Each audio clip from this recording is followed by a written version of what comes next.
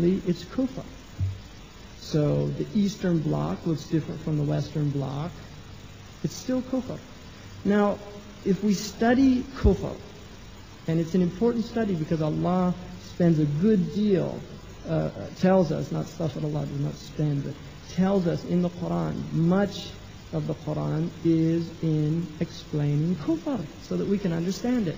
Now, if you look at kufr, the European kufr is very different from other kufrs in that the Europeans have a deep agitation for centuries. And that agitation, Allah Ta'ala alam, relates to the fact that they had partial truths mixed with a lot of pseudo-truth, things that appear to be true. Their religion was tainted from very early on. Their books were altered from very early on. Now, if you look at the Christian text, the very first Christians were called Nazarenes by their own testimony. They're called, according to the Quran, Nasara. Now, they're finally realizing, and they actually realized all this in the 19th century, but now they're starting to sell books about it in places like Barnes & Noble after nobody can read, right? See, now they can just, you can go get all the information about what they're doing, about their kufr, everything. You can go get it now because nobody's going to read it. Because they're all watching TV. So it works. They can tell us the whole story. If you look at a book that Hans Kuhn did called Christianity and the World Religions, Kuhn writes, admittingly, current research would indicate that any direct dependency of Islam upon Jewish Christianity, and you see they're admitting there was something called Jewish Christianity, and that was the first Christianity, of whatever sort, because there were various types even early on, will continue to be disputed for a while. In other words, we're trying to find the direct dependency. So it's in dispute right now because they have absolutely not one shred of evidence. But they do not, and I'll get to the reason why he has to say this, because it's a very important point he's making. We simply know too little about the Arabian Peninsula in those centuries before the Prophet Muhammad. That's rubbish. It is not true. But the analogies are as astonishing as ever. In other words, between Islam and original Christianity, because we believe that it was Islam. This is what he's telling us. And this is very important because this man is one of the dominant theologians of this age for the Christians, even though he's basically excommunicated by the Catholic Church because he's just telling the truth, and the truth destroys the foundations of the Catholic Church. It's a big problem. Even if we could never scientifically verify a genetic connection, the traditional historical parallels are escapable. What does he mean by a genetic connection? A materialistic connection. We don't believe it's revelation. Christian again, shame on you. You're supposed to believe in revelation. But he can't because he'll have to become Muslim. So we have to find a genetic material link. And how can we explain why Muhammad, although he rejected Orthodox Christology, nonetheless always spoke sympathetically of Jesus as the great messenger, indeed as the Messiah who brought the gospel. In his theology and history of Jewish Christianity, Hans Joachim Schoep's taking up the research of Harnack and Schlattler and completing it with the studies by Clement and Adre and Schaeder, comes to the following broadly substantiated conclusion, quote, though it may not be possible to establish exact proof of the connection, the indirect dependence, and they mean by indirect is we don't have any evidence.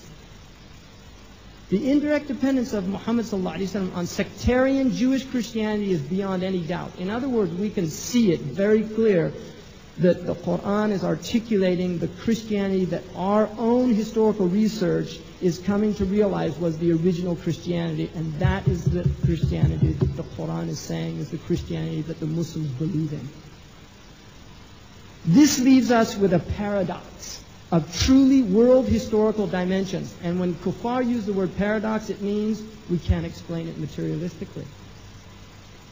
The fact that while Jewish Christianity in the church came to grief, in other words, it disappears, it was preserved in Islam, and with some regard to its And with regard to some of its driving impulse, at least it has lasted till our own time. End quote. Hans Kuhn, Christianity and World Religions, Doubleday, New York, 1985, page 124. For anybody who could write that fast. So there you have it. The Christians have done their own research. They did it in the 19th century. They realized that their religion was a false religion. But there was an original Christianity. They called the original gospel Q. It's what the Germans entitled it, which in the Quran is called Injil. See, we know what it was called. They call it Q to mean the original, the quell, the source gospel. We know that it's the Injil. Now, they can no longer believe in the Christianity that they have if they're intellectuals. The people that believe in it are Methodists, Baptists, Pentecostals, and a whole generic other group of generic, what they call fundamentalists, right? Who are people that will only read the Bible because they say this is all the devil's handicraft. And it's very interesting that our scholars we have to, by obligation in Islam, read the Kufar.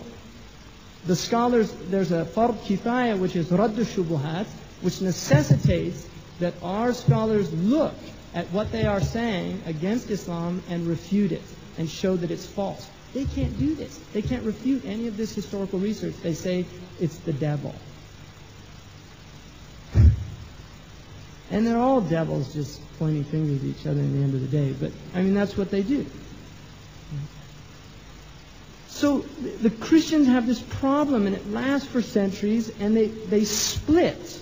And what really the split, interestingly enough, as most of us already know, comes with the fall of Spain, with the introduction of the rational sciences into Christianity. People like Roger Bacon.